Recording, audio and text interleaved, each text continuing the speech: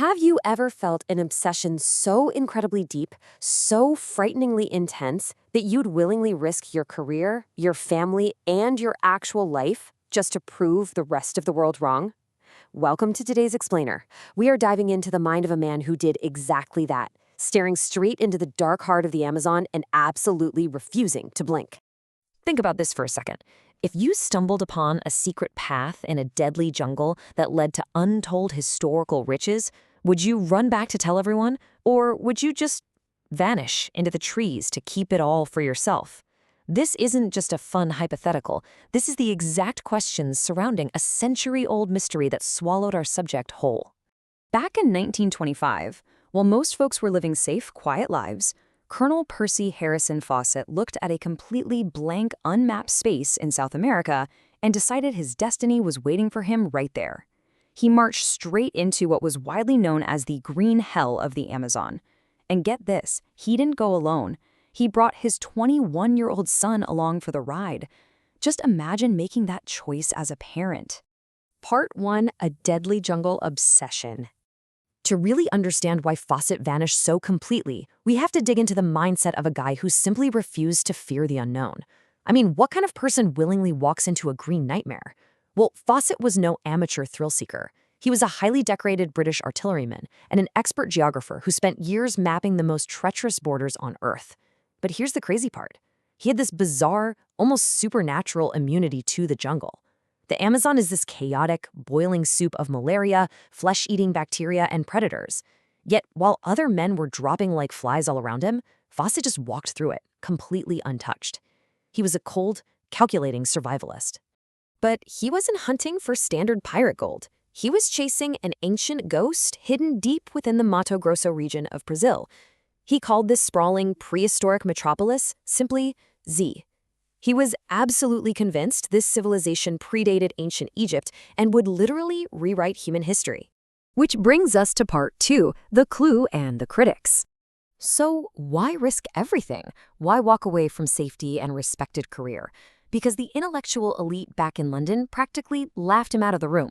This mockery turned his scientific pursuit into a deeply personal war for his pride. You see, the London scientific elite viewed the Amazon as a primeval wilderness, totally incapable of supporting large cities.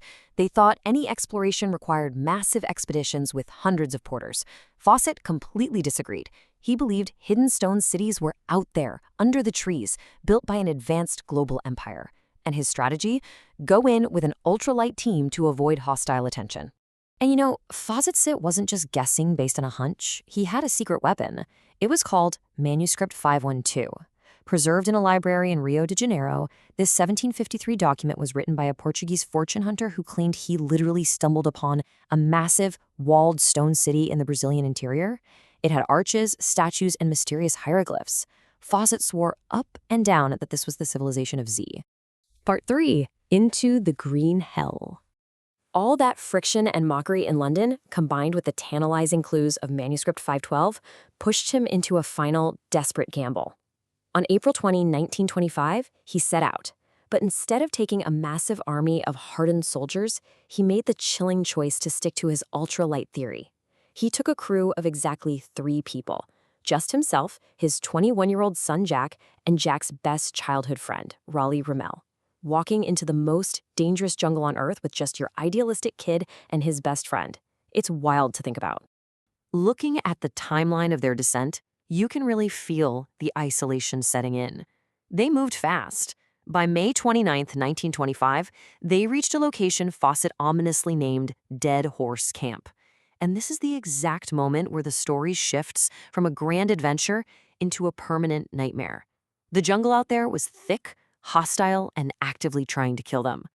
It was at this camp that Fawcett sent his local indigenous guides back to civilization, carrying a final letter to his wife, Nina.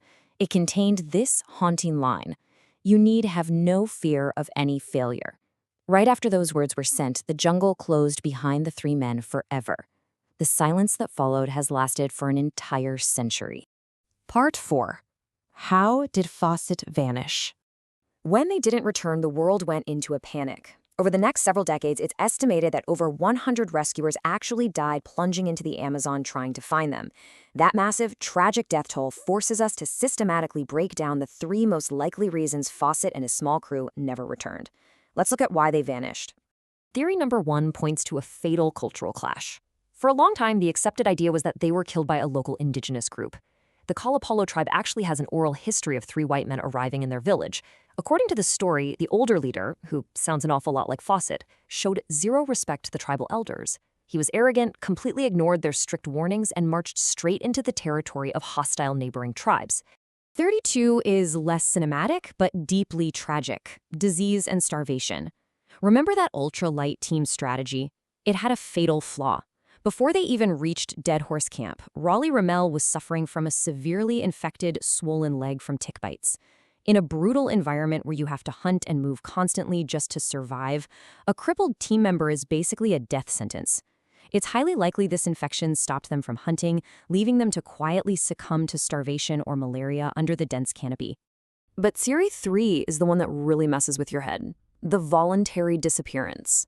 Fawcett was a mystic, deeply spiritual, and totally fascinated by hidden cosmic masters.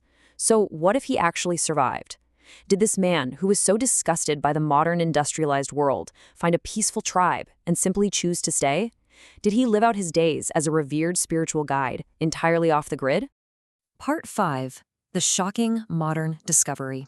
For generations, mainstream archaeologists mocked Percy Fawcett as a delusional madman, chasing fairy tales, until modern science delivered a mind-bending twist. Scientists started using LiDAR. This is an incredible technology that shoots millions of laser beams from an airplane, penetrating right through that suffocating blanket of leaves to map the actual ground beneath. It basically lets us delete the trees and see what's really there. And what did those lasers reveal?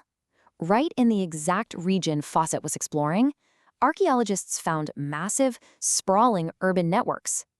At a site called Kahigugu, they mapped enormous defensive ditches and moats stretching for miles. We're talking perfectly straight, grid-like roads connecting multiple large towns, and massive engineered fish ponds designed to feed tens of thousands of people. Which leads us to the ultimate, heartbreaking irony. The lost city of Z was real. Okay. It wasn't built of glowing golden bricks, but it was a spectacular, complex civilization made of earth, wood, and sheer human ingenuity. The scientific elite of London were dead wrong.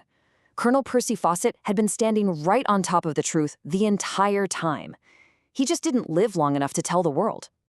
So I want to leave you with this final thought. Percy Fawcett wanted to achieve immortality by finding something impossible, and by vanishing, he kind of did. But knowing what we know now about his extreme ultralight crew, that infected leg, and the very real ruins buried beneath the jungle floor, did he find his immortality and choose to hide it? Or did the brutal maw of the green hell simply swallow its greatest secret to protect itself?